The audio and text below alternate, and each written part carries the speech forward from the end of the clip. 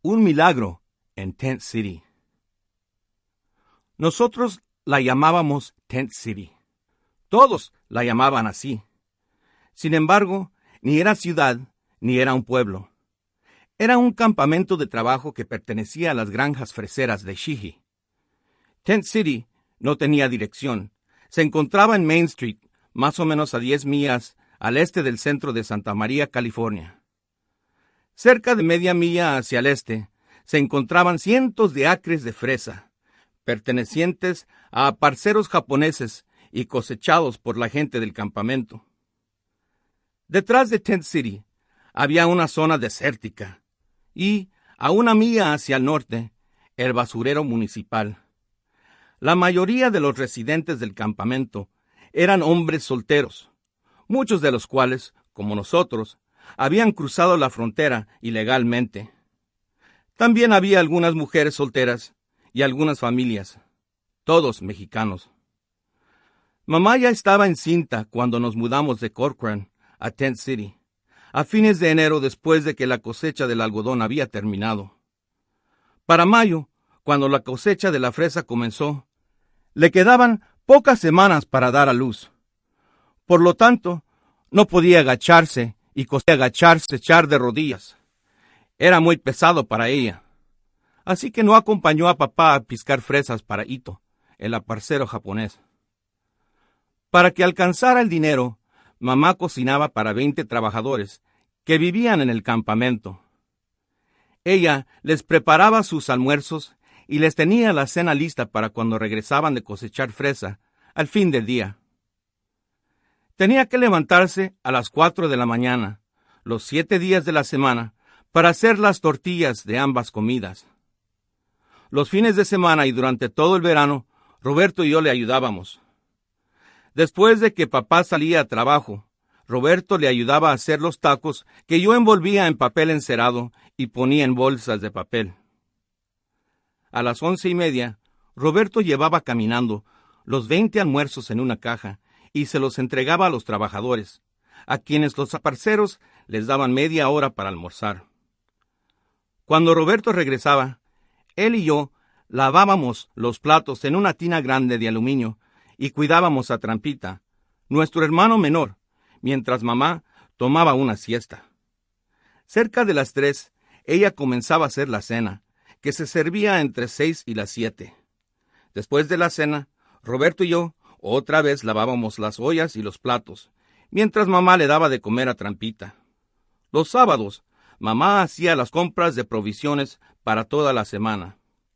Ya que no teníamos refrigerador, papá iba cada tercer día al pueblo a comprar un bloque grande de hielo que envolvía en una arpillera y lo colocaba en un hoyo que había cavado en el suelo, a la entrada de nuestra carpa.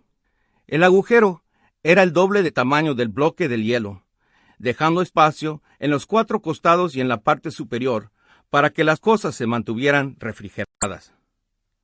A pesar de que mamá siempre estaba cansada de todo el trabajo que hacía, se aseguraba de que todo estuviera listo para el nuevo bebé. Le pidió a papá que sellara la base de la carpa, amontonando tierra alrededor hasta alcanzar una altura de 6 pulgadas, a fin de evitar que las alimañas, como las serpientes, se metieran durante la noche. Cuando papá terminó esto, mamá le rogó que entablara el suelo de la carpa. Papá accedió y todas las tardes al empezar a oscurecer, después de llegar a casa del trabajo, nos enviaba a Roberto y a mí al basurero municipal a buscar madera de desecho para el piso. Nuestros viajes al basurero siempre eran una aventura. Esperábamos hasta el crepúsculo, después de que el encargado del basurero se fuera, para entrar y llevarnos la madera de desperdicio y otros tesoros que no podíamos comprar por no tener dinero. Cuando el encargado se iba a casa todas las tardes, dejaba bajo llave, en una improvisada caseta, los artículos de mayor valor, como ropa usada, repuestos automotrices y lámparas con pantallas rotas. Las piezas más grandes, colchones, muelles de resortes y muebles rotos, él las dejaba recargadas en la pared del almacén. Además de recoger madera, yo también coleccionaba libros que esperaba leer una vez que aprendiera a hacerlo. Mis favoritos eran los que tenían figuras. Un día, ya entrada la noche, cuando creíamos que el encargado se había ido, Roberto y yo entramos al basurero. El encargado, que estaba escondido detrás de un montón de basura, nos correteó, gritando y maldiciendo en un español mocho. Nos asustó muchísimo y regresamos a casa con las manos vacías. Pero aún así, volvimos muchas veces más hasta completar la madera suficiente para el piso. También nos llevábamos pedazos de linóleo de diversas formas y colores para cubrir los agujeros y las astillas. El piso parecía una colcha de muchos colores. En uno de nuestros viajes, encontramos una caja grande de madera que convertimos en cuna para el nuevo bebé. Mamá cortó en dos una cobija militar de color verde y forró la caja. Hizo una almohada con el relleno de un colchón viejo y con manta de una bolsa de harina. Mamá se aseguraba que la puerta de entrada estuviera siempre cerrada para que no entrara el hedor o el humo del basurero del campamento, que estaba enfrente de nuestra carpa, como a 20 yardas de distancia. Era un hoyo rectangular, cavado en la tierra, de 6 pies de largo, por 4 de ancho y 3 de hondo. Cuando hacía viento, el mal olor del basurero municipal competía con el de nuestro propio basurero de Tent City. Los hijos más grandes de los vecinos mataban víboras y las arrojaban ahí cuando había basura quemándose, para verlas retorcerse y chirriar bajo en el calor. Yo no podía entender por qué ellas se torcían y se enroscaban en el fuego después de muertas. Era como si el fuego tuviera el poder de revivirlas. Una vez, Trampita se cayó en el hoyo del basurero. Roberto lo sacó. Afortunadamente, el hoyo no tenía basura quemándose. A partir de ese día, papá no nos dejó jugar cerca de ahí. Cuando el bebé al fin nació, Roberto, Trampita y yo estábamos bien emocionados de verlo, especialmente porque todos habíamos trabajado tan duro para que todo estuviera listo para él. Papá y mamá lo nombraron Juan Manuel, pero todos lo llamábamos Torito, porque había pesado 10 libras al nacer. Tenía la cara redonda, regordeta y el cabello rizado de color café. Creo que el apodo de Torito le quedaba muy bien, porque tenía mucha fuerza en las manos. Cuando yo ponía 2 de mis dedos en su manita, él los apretaba, y si yo quería retirarlos, él no los soltaba y tiraba patadas para adquirir mayor fuerza. Cuando mamá le daba el pecho, Torito cerraba los ojos y jugaba con el cabello de ella. Cuando yo le cambiaba el pañal, lo hacía reír, haciéndole cosquillitas en la pancita. Me gustaba jugar con Torito porque siempre estaba contento y porque me hacía olvidar de las calificaciones que había sacado en junio, pocos días antes de que él naciera. La señorita Scalapino, mi maestra de primer grado, dijo que yo tenía que repetir el año porque sabía muy poco inglés. Cerca de 2 meses después de nacido, Torito se enfermó. Yo sentía que era algo grave porque él lloró durante casi toda la noche. A la mañana siguiente, cuando le hice cosquillitas, ni siquiera sonrió. Estaba pálido. Mamá, que tampoco había dormido bien la noche anterior, le tocó la frente y dijo un poco afligida: «Creo que Torito tiene calentura. Cuídalo, mientras Roberto y yo preparamos los almuerzos». Toqué mi frente y luego la de Torito, para ver si sentía la diferencia. La suya estaba más caliente. Entonces le cambié el pañal sucio. Olía muy feo. Esa tarde, mamá tuvo que cambiarlo muy seguido. Sus nalguitas estaban tan rojas como el cuello requemado de papá. Para la tarde del día siguiente, la tina de aluminio estaba casi llena de pañales sucios. Para enjuagarlos, tuve que ir con un balde a la llave que se encontraba a unos pasos de nuestra carpa, en medio del campamento. Afortunadamente, no tuve que hacer fila por mucho tiempo.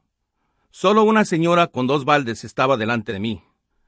Tan pronto terminó la señora, llené mi balde y lo llevé de regreso a nuestra carpa. Vacié el agua en la tina de los pañales y comencé a enjuagarlos con mi mano derecha mientras me tapaba la nariz con la izquierda. Mamá calentó entonces agua en una olla, la vació en otra tina, lavó los pañales en la tabla de lavar y luego los puso a secar afuera en el tendedero que papá le había hecho. Varias veces al día, mamá bañaba con agua fría a Torito, tratando de bajarle la temperatura, pero sin lograrlo. En las noches rezábamos por él frente a una imagen desteñida de la Virgen de Guadalupe, que estaba amarrada con una cuerda a la pared de lona, encima de nuestro colchón. Una noche, cuando estábamos rezando, Torito se puso peor. Sus piernas y brazos se pusieron rígidos y sus ojos en blanco. La saliva se le escurría por las comisuras de la boca. Sus labios se pusieron morados y dejó de respirar.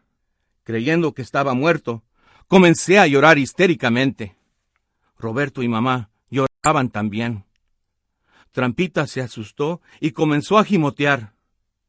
Papá trató de abrir la boca de Torito, pero no pudo. Las mandíbulas las tenía trabadas. Mamá lo sacó de la caja y lo apretó fuertemente contra su pecho. «Por favor, señor, no te lo lleves», repetía mamá una y otra vez. Entonces, Torito comenzó a respirar. Sus brazos y piernas se relajaron y el café de sus ojos volvió otra vez. Todos suspiramos de alivio, limpiando nuestras lágrimas con el dorso de nuestras manos y llorando y riendo a la vez. Nadie durmió bien esa noche. Torito se despertó varias veces durante la noche. A la mañana siguiente, los ojos de mamá estaban hinchados y rojos. Le llevó más tiempo que el de costumbre para hacer las tortillas y preparar los almuerzos. Cuando papá se fue a trabajar, Roberto y yo lavamos los platos. Mamá no despegaba los ojos de Torito. Le daba agua o trataba de darle el pecho, pero no tenía mucha leche, así que le preparó su biberón. En la tarde, mamá apenas podía mantenerse despierta. Roberto y yo la convencimos que se fuera a recostar mientras nosotros cuidábamos a Torito. Le costó mucho trabajo dormirse a mamá, y cuando finalmente lo logró, Torito comenzó a llorar. Mamá saltó de la cama, lo levantó y se puso a mecerlo, tratando de calmarlo. Tan pronto se volvió a callar, ella nos pidió que limpiáramos los frijoles para la cena. «Es lo único que vamos a cenar», dijo disculpándose. «Frijoles de la olla. Espero que a los abonados no les importe». «No les importará», le respondí, colocando la olla de los frijoles en la estufa de queroseno. Esa noche, después de cenar, mamá acostó a Torito en el colchón para cambiarlo. Cuando le quitó el pañal sucio y vio sangre, le gritó a papá: «¡Viejo, el niño está empeorando! ¡Mira, hay sangre en su caquita!». Papá corrió y se hincó en el colchón junto a Torito, quien comenzó a quejarse. Le tocó la frente y el vientre y dijo pensativamente: «Aún tiene calentura. Su pancita se siente dura y con retortijones. Quizá fue algo que comió.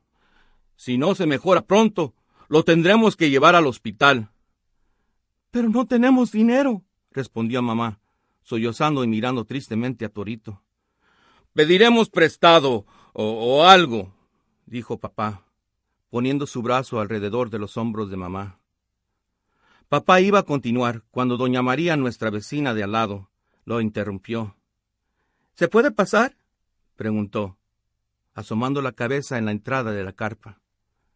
Doña María era conocida en Tent City como la curandera, porque tenía el don de curar a la gente usando diversas hierbas y canticos. Ella era delgada y alta, y siempre vestía de negro, que hacía juego con el color de su cabello negro y lacio. Su piel era rosada y cacariza, y sus ojos profundos tenían un color verde claro. Atada a su cintura, siempre llevaba una bolsa pequeña de terciopelo morado que tintineaba cuando ella caminaba. «Adelante», le contestó papá. «He estado escuchando a su bebé. Ha llorado mucho», continuó doña María. «¿Qué le pasa?» «No sabemos», contestó mamá. «¿No será el mal de ojo?», preguntó doña María, sosteniendo la bolsa de terciopelo en su palma de su mano izquierda. «Es un niño muy hermoso». «El mal de ojo, no, yo creo que es su estómago. Está tan duro como una piedra. Siéntalo», respondió papá, acercando la lámpara de queroseno hacia Torito para que doña María lo pudiera ver mejor.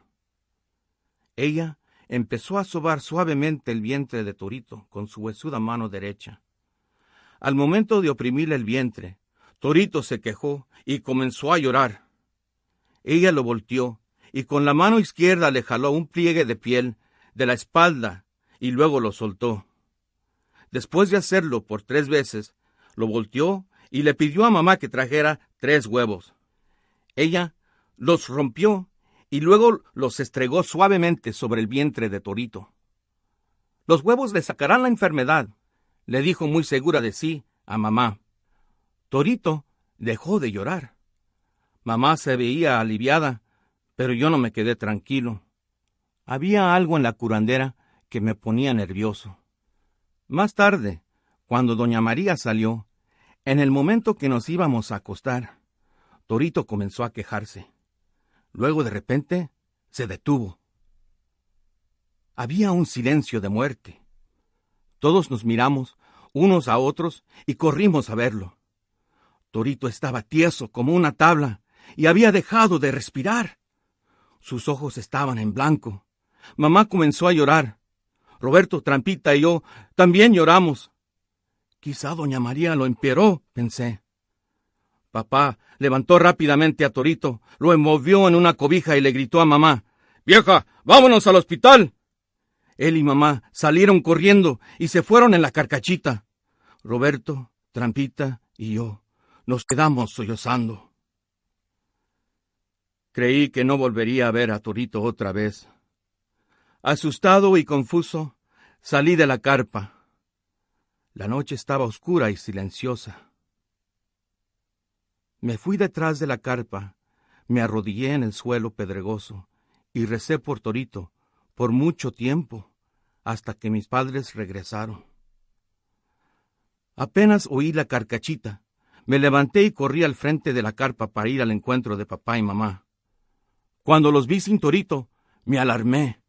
«¿Está muerto?», pregunté gritando. «No, Panchito», contestó papá. «Cálmate, lo dejamos en el hospital». ¿Se va a morir?», le pregunté tartamudeando. «No», respondió mamá bruscamente. «Dios no lo va a permitir. Ya verás», agregó en tono áspero. Su cara estaba enrojecida y sus negros ojos llenos de lágrimas. Yo estaba sorprendido y desconcertado. No podía entender por qué estaba enojada conmigo. Esa noche no pude dormir pensando en Torito, ni tampoco pudieron hacerlo mis padres. Escuchaba a mamá sollozar cada vez que me despertaba y veía a papá fumar cigarro tras cigarro. Al día siguiente, en la madrugada, mamá dijo que iba a llevar a papá a trabajar. Me pareció muy extraño, ya que papá siempre se llevaba el carro para ir a piscar fresas. Además, eran apenas las 5:30 de la mañana. Papá no tenía que empezar a trabajar, sino hasta las 7, y el trabajo le quedaba cerca. «Ahorita regreso. Roberto, tú y Panchito cuiden a Trampita», dijo mamá. Seguí a mis padres al carro y le pregunté a mamá cuando ella estaba a punto de subirse: «¿Podemos ir a ver Torito cuando regresen?». Mamá cerró el coche sin contestarme y se fueron. Roberto y yo regresamos a la carpa sin decir palabra, pero él y yo sabíamos en qué pensaba el otro. Nos arrodillamos lado a lado en el colchón, enfrente de la Virgen de Guadalupe, y rezamos en silencio. Estaba preocupado y molesto cuando regresó mamá. Eran cerca de las 11. ¿Dónde estaba?, le pregunté enojado. Quiero ver a Torito. Solo si Dios quiere, respondió, con tristeza, abrazándonos a Roberto y a mí. ¿Qué quiere decir?, le pregunté. Torito está muy malo, me dijo sollozando. Tiene una enfermedad que puede ser contagiosa. Por eso no pueden verlo. ¿Pero qué no fue a verlo esta mañana?, le respondí, levantando la voz. ¿No es por eso que se tardó tanto? Sí, mijo, me contestó, pero no dejan entrar niños a verlo. Lo podrás ver cuando esté de regreso. ¿Cuándo será eso?, Roberto y yo preguntamos al mismo tiempo. Muy pronto, quizá, contestó vacilante. Tenía el presentimiento de que ella no nos estaba diciendo todo lo que sabía. Después de preparar la cena, mamá fue a recoger a papá al trabajo. Cuando regresaron, papá se veía preocupado y ansioso. Esperaba que nos dijeran algo de Torito, pero no dijeron ni una sola palabra sobre él. Tan pronto que terminamos de cenar, mis papás se fueron al hospital. Después de ayudarle a lavar los trastes a Roberto, me fui detrás de nuestra carpa para rezar otra vez de rodillas. Pero solo recé por un momento, porque a escuchar los cánticos de doña María a un lado, volví a entrar deprisa. Cuando mis padres regresaron del hospital, mamá venía con los brazos vacíos. Roberto y yo nos miramos descorazonados. Torito está un poco mejor, dijo mamá, con los ojos llorosos y fingiendo una sonrisa. Luego, echando un suspiro, continuó. Tenemos que rezarle al Santo Niño de Atocha, porque... Sí, interrumpió papá, tomando su cartera y sacando una estampita muy vieja y arrugada. Su mamá y yo ya le hemos hecho una promesa al Santo Niño. Luego, sujetando la estampita en la palma de su mano derecha, continuó diciendo, le rezaremos todos los días durante un año entero, si Torito se alivia. Papá tomó un alfiler de la cajita de metal en que mamá guardaba sus cosas de coser y fijó la estampita en la pared de lona, arriba de nuestro colchón, junto a la Virgen de Guadalupe. En la estampita estaba la imagen del niño Jesús de Atocha, sentado en una silla alta. Él llevaba sandalias, un mantón azul, una capa corta color café y una caperuza que combinaba con la capa. En la mano derecha llevaba una canasta y en la mano izquierda sostenía un báculo pastoral. Todos nos arrodillamos frente al Santo Niño para rezar. Mamá siempre le rezaba cuando uno de nosotros se enfermaba, porque decía que el Santo Niño Jesús cuidaba a los pobres y a los enfermos, y en especial a los niños. Lo avanzado de la noche y la repetición de los rezos hicieron que me durmiera. Esa noche soñé con el Santo Niño de Atocha.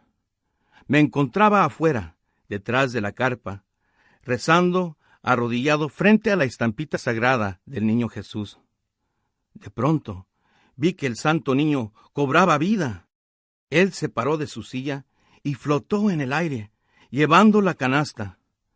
Se deslizó hasta donde yo estaba, colocó la canasta a mis pies y la señaló. De ella salieron cientos de pequeñitas mariposas blancas. Se juntaron y formaron un par de alas que me levantaron y me llevaron lejos sobre Tent City, y me colocaron cerca de Torito, que yacía en el verde lozano de un campamento de alfalfa. En mi sueño me desperté y miré la estampita. Torito estaba en ella, sentado en la silla alta y vestido como el Santo Niño de Atocha. A la mañana siguiente, cuando le conté mi sueño a mamá, ella decidió hacerle a Torito un trajecito similar al del Santo Niño de Atocha, que estaba en la estampita. En lugar de tomar su siesta después de hacer el almuerzo, se puso a coser el manto, usando una tela azul de uno de sus vestidos viejos. Terminó el trajecito esa misma tarde, poco antes de ir por Torito al hospital. Esa noche, cuando mamá y papá regresaron del hospital, Roberto, Trampita y yo estábamos todos emocionados. Torito vestía el mantón azul que mamá le había hecho, pero no se parecía al santo niño de Atocha, de la estampita. Más bien estaba pálido y muy delgado. Cuando le hice cosquillitas, se quejó. «Mamá, ¿sigue malo Torito?», pregunté. «Sí, mijo», respondió. «Es por eso que tenemos que seguir rezando». «¿Pero no lo curó el doctor?», insistí. Mamá me dio la espalda sin responder. Miré a papá que se paseaba de un lado para el otro, retorciéndose las manos. Después de un prolongado silencio dijo: «Recuerden que debemos cumplir con nuestra promesa de rezarle al Santo Niño todos los días durante todo un año». Esa noche y todas las noches, durante un año entero, todos rezamos al niño mientras íbamos de un punto a otro, siguiendo las cosechas. Durante todo ese tiempo, mamá no le quitó a Torito su mantón azul, más que cuando era necesario para lavarlo. El 17 de agosto, fecha en que cumplíamos el año de la promesa hecha al Santo Niño, nos reunimos alrededor de Torito, que estaba en el regazo de mamá. Con sus mejillas rosadas y regordetas, parecía un querubín. «Tengo algo que decirles», dijo mamá, con los ojos llorosos al momento que le quitaba el mantón a Torito. «Cuando llevamos a Torito al hospital, el doctor nos dijo que mi hijo moriría, porque nos habíamos tardado en llevarlo ahí, que solo un milagro lo salvaría». Luego, ganando fuerzas mientras hablaba, continuó: «Yo no quería creerle, pero el doctor tenía razón. Un milagro lo salvó».